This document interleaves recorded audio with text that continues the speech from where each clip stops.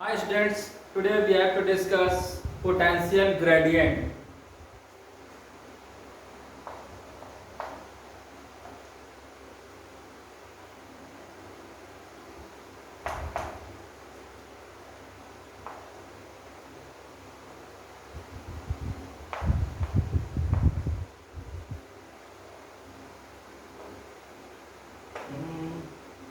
Relation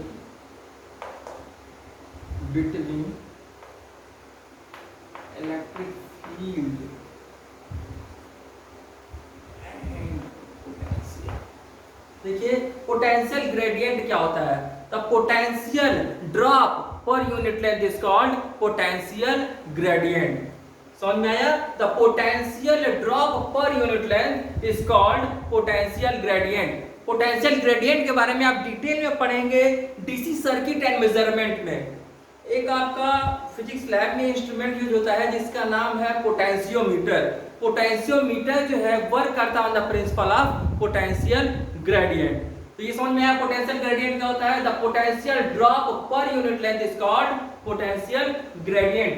suppose this is a point charge, ये point charge Q है, तो इसका अपना कुछ ना कुछ इलेक्ट्रिक फील्ड होगा.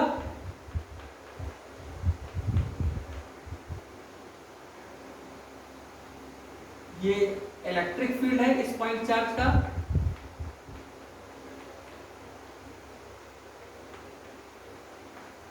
If you place a test charge in the electric field of this source charge, then it experiences a force.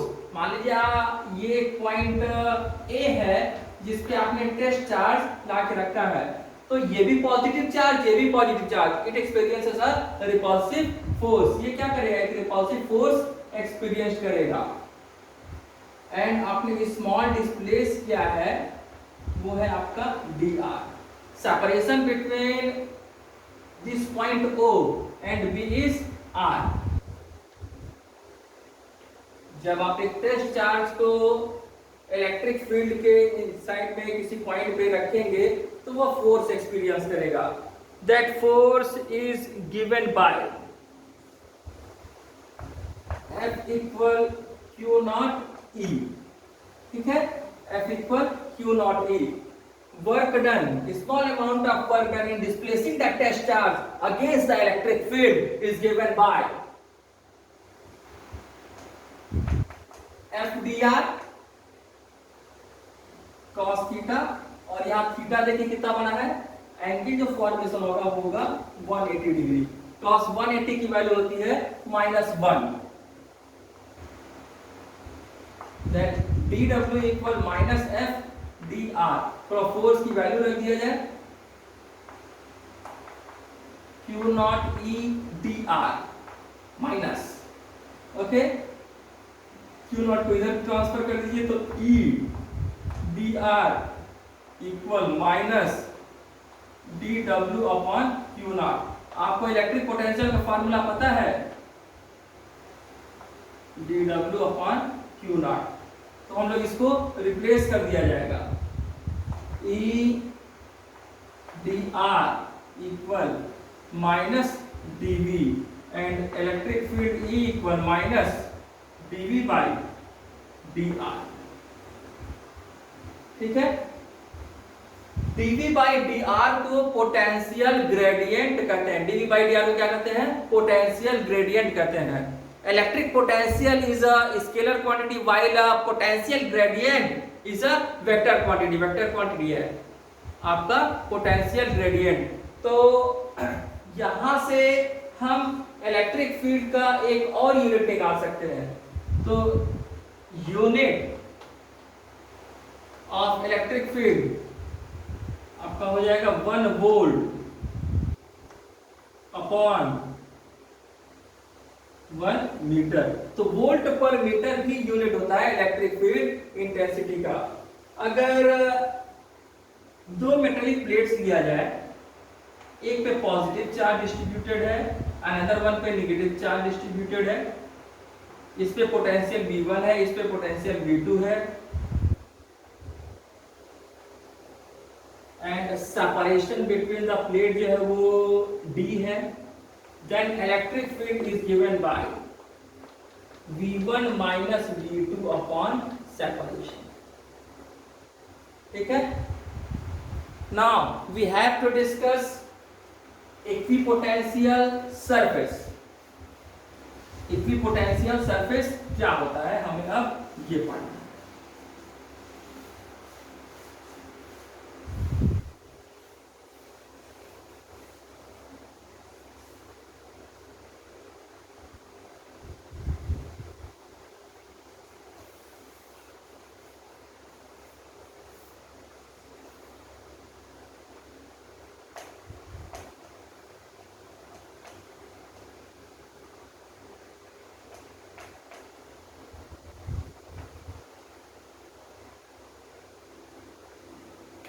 देखिए इक्विपोटेंशियल क्या सरफेस क्या होता है.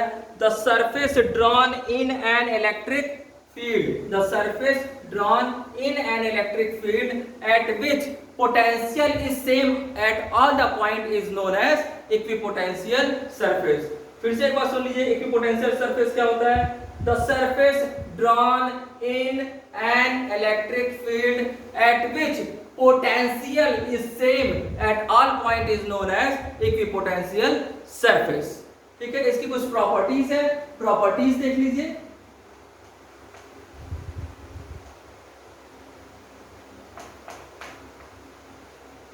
फर्स्ट प्रॉपर्टी देखिए क्या है. Potential is same at every point. मान लीजिए कोई इलेक्ट्रिक फील्ड है. ठीक है. तो जितना पोटेंशियल यहां होगा उतना ही पोटेंशियल यहां होगा. Potential is same at every point. Potential सभी पॉइंट पे क्या होगा सेम होगा.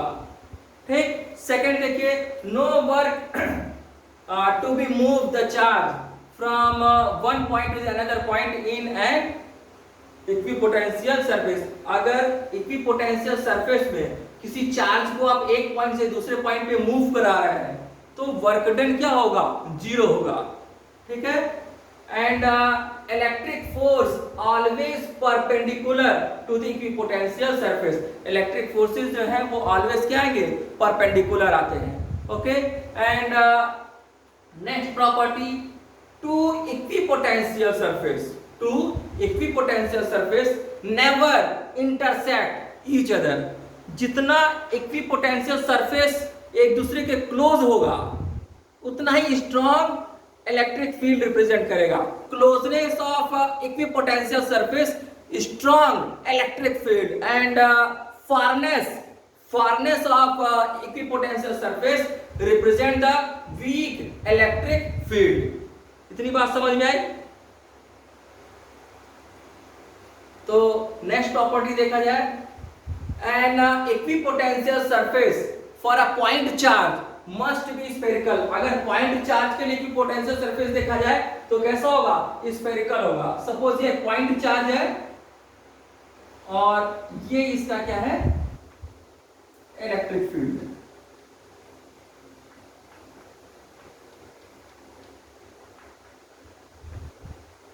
तो पॉइंट चार्ज के लिए जो इलेक्ट्रिक फील्ड आएगा कैसा आएगा spherical.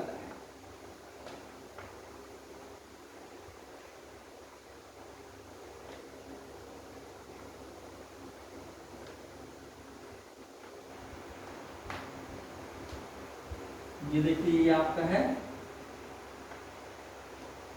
Equipotential.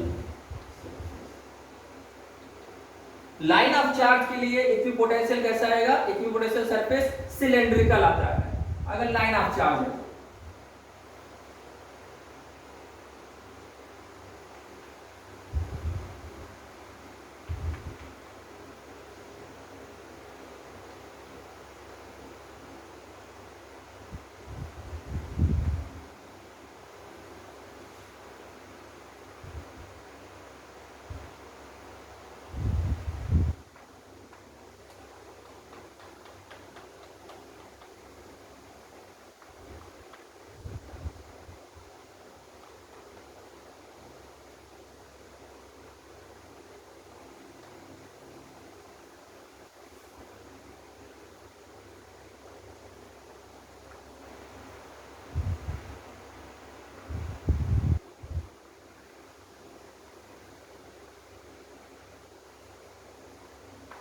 Potential V1 V2 equipotential surface. तो लाइन ऑफ चार्ज के लिए इक्विपोटेंशियल सरफेस कैसा आता है? सिलेंड्रिकल आता है।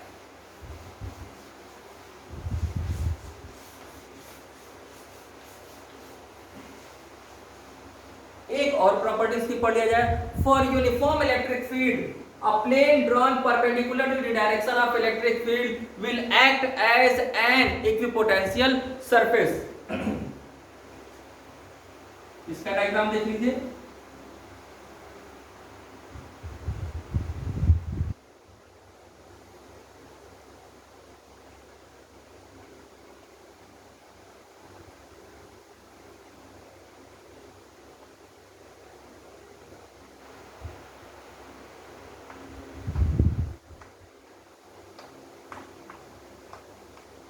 ये है आपका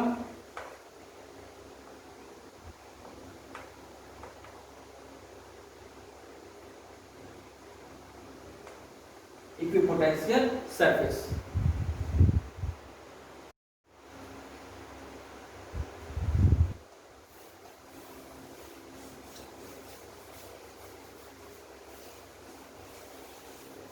Now we have to discuss electric potential due to uniformly charged spherical cell।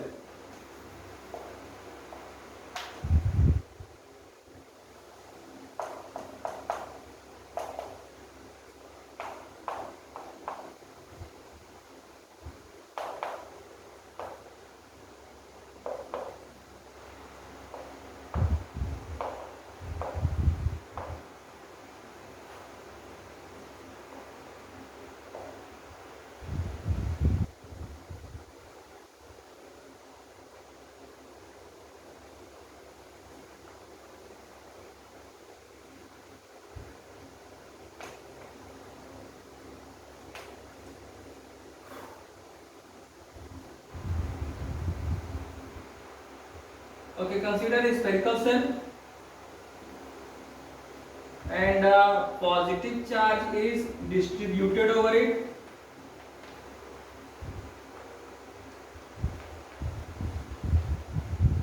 Center of the spherical cell is O, radius is R। At R distance from the center of the spherical cell there is a point P where we have to calculate the electric potential।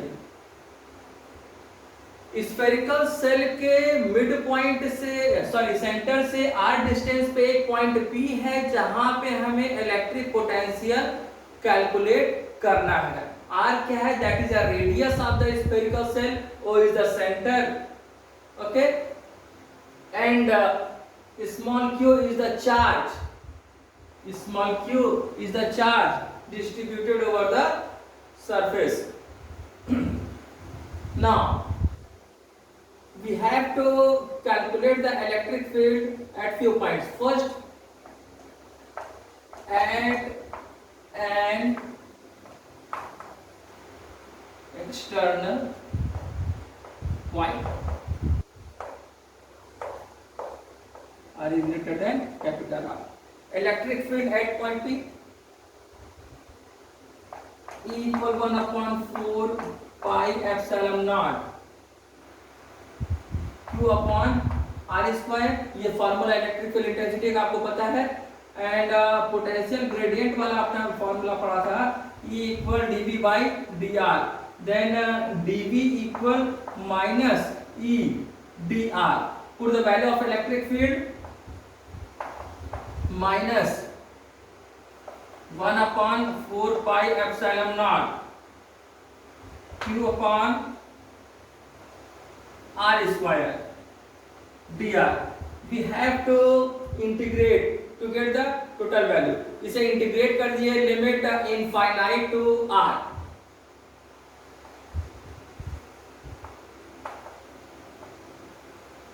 Minus Q upon 4 pi epsilon naught, इसको बाहर कर रहे हैं, infinite to small r, हम इसे integrate करेंगे r की power -2 dr।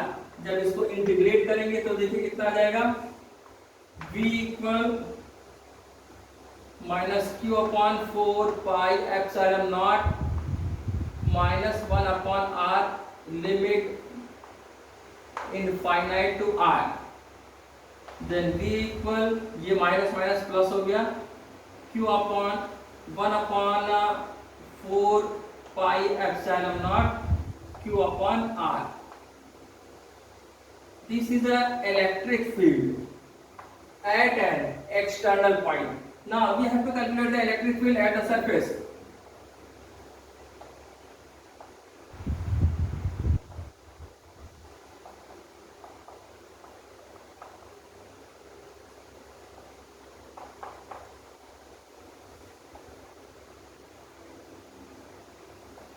At the surface,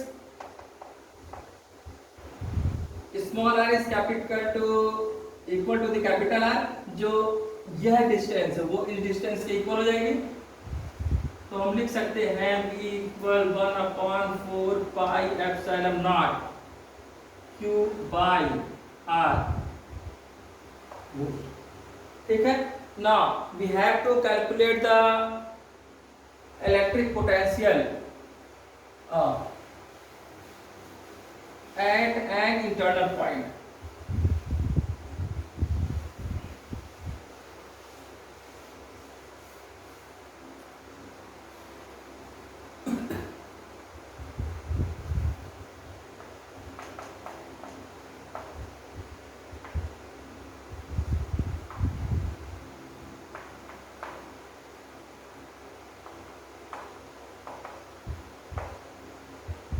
वही पुराना वाला फार्मूला आपको पता है, इसमें भी हम क्या करेंगे,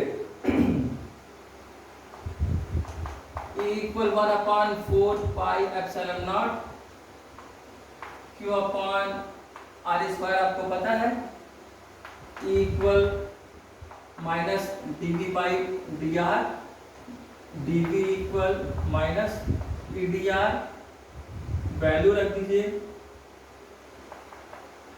1 upon 4 pi epsilon naught q by r square dr। हम इसे इंटीग्रेट कर देते हैं, limit infinite to capital R।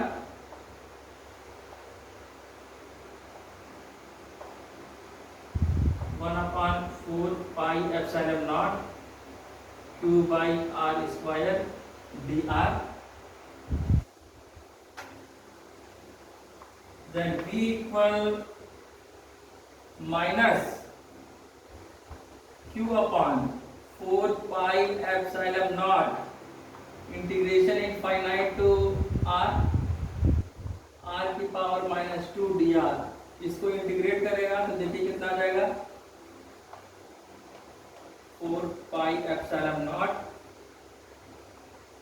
Minus 1 upon r infinite to r। Upper limit minus lower limit कर देंगे, ये माइनस इधर आके क्या हो जाएगा, प्लस हो जाएगा, माइनस माइनस प्लस। तो 1 upon 4 pi epsilon naught q upon r volt.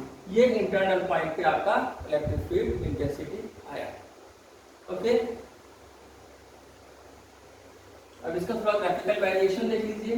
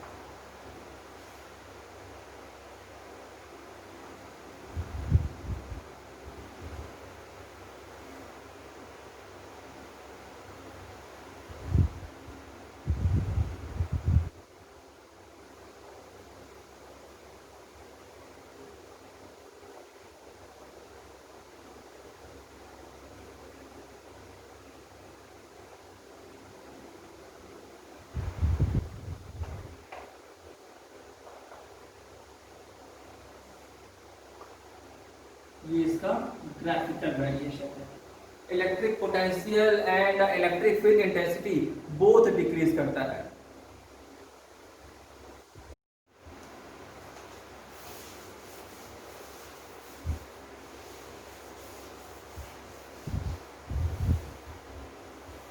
Now we have to discuss electric potential due to uniformly charged insulating solid sphere.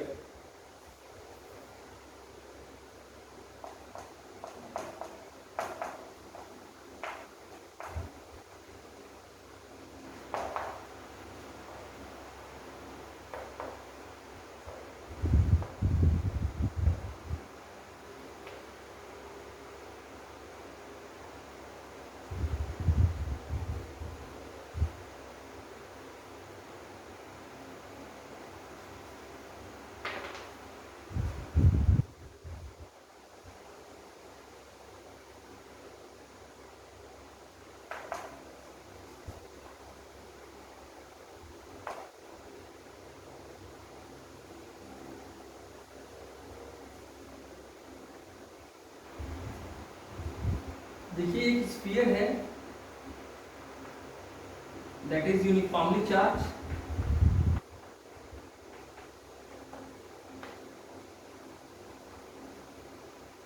इसका सेंटर जो है वो O है, radius is capital R,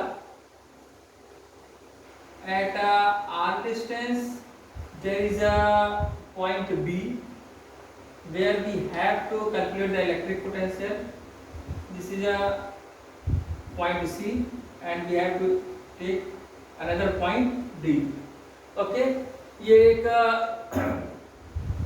uniform charge insulating solid sphere है। Centre क्या है, वो है इसका रेडियस R है। At small r distance there is a point B where we have to calculate the electric potential, and at the surface the point is C. We have to take another point D inside the solid sphere. Okay, electric potential at B point, B equal कितना हो जाएगा 1/4 पाई epsilon naught Q by R। यहाँ पे जो small r है that is greater than capital R। Okay, electric potential at point C, VC equal आपका हो जाएगा 1/4 पाई epsilon naught Q by R। Okay, अगर हम आपसे पूछें what is the volume charge density, volume charge density rho equal कितना होता है,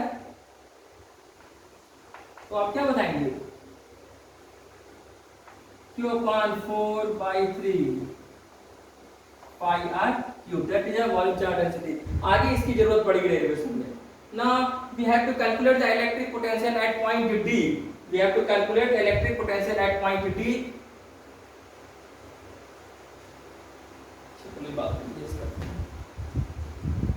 तो अगर हमें यहाँ D पे निकालना है इलेक्ट्रिक पोटेंशियल, तो पोटेंशियल डिफरेंस निकालिए, VD माइनस VC कर दें, जो आएगा वो हमें पता चल जाएगा। इलेक्ट्रिक फील्ड इंटेंसिटी का फॉर्मूला क्या होता है, इलेक्ट्रिक फील्ड इंटेंसिटी निकालना तो आपने जस्ट पहले पढ़ लिखा है, ρr/3 एप्सिलॉन नॉट, ठीक है। Then VD minus VC equal आपका इसका क्या भी देंगे, इसका तो इंटीग्रेशन कर दीजिए, capital R to small r minus EdR, electric potential gradient वाले फॉर्मूले से आप निकालेंगे तो ये आ जाएगा। अब देखिए यहाँ पे इसकी वैल्यू रख दिया है इलेक्ट्रिक फील्ड की, VD minus VC equal minus ρr/3 epsilon not dr, ठीक है। इंटीग्रेट कर दिया है टर्म को,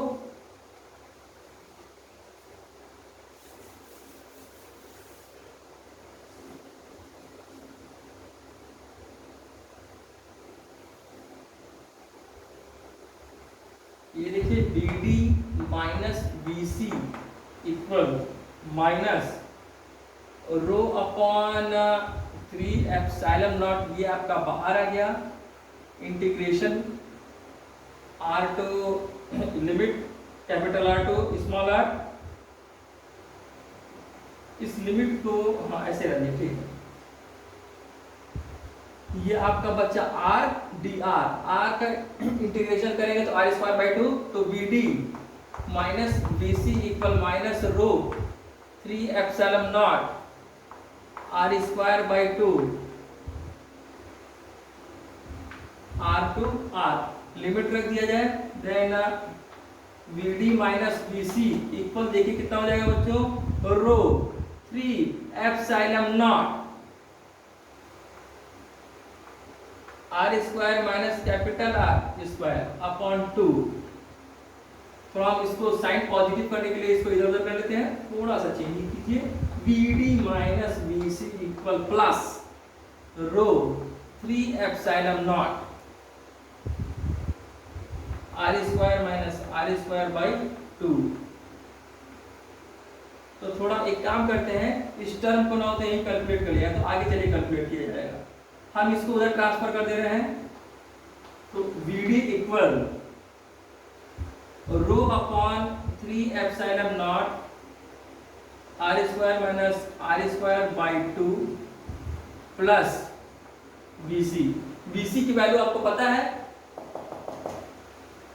electric potential at point C, rho upon 3 epsilon naught are square minus are square by 2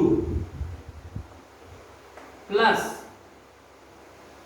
1 upon 4 pi epsilon naught Q by R. अब हम एक काम करते हैं, आगे के टर्म में अभी हम इसकी वैल्यू रख देंगे।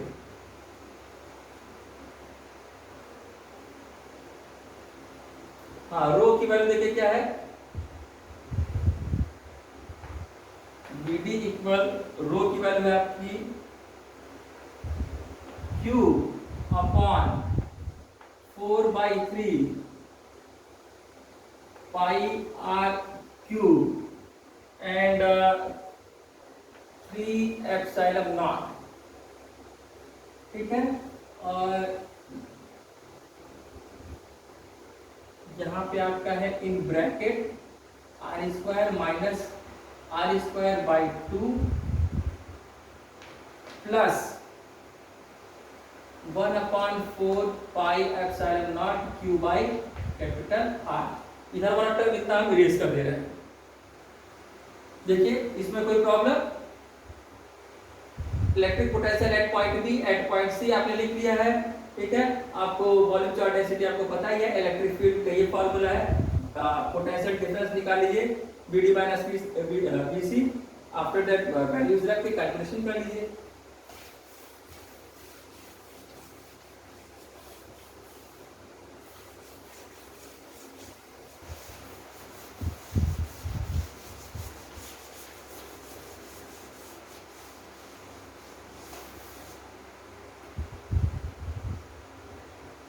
तो देखिए कितना आ रहा है, 3 से 3 कट गया,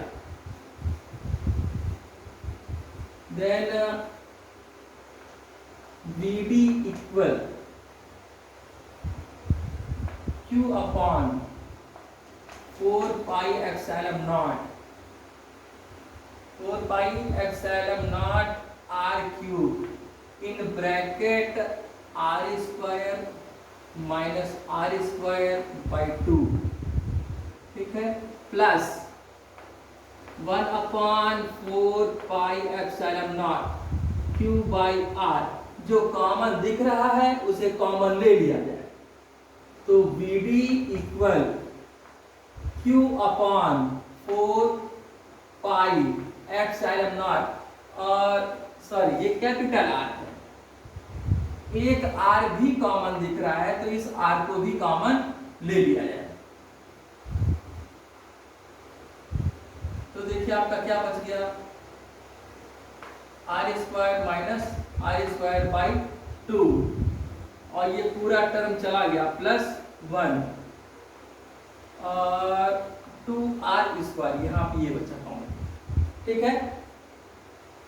आगे कैलकुलेशन देख लीजिए, B D equal Q upon 4 pi epsilon naught R, इसका कैलकुलेशन कर लिया जाए, R square minus are square plus 2r square upon 2r square.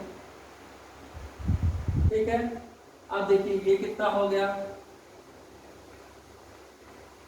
B D equal Q upon 4 pi epsilon not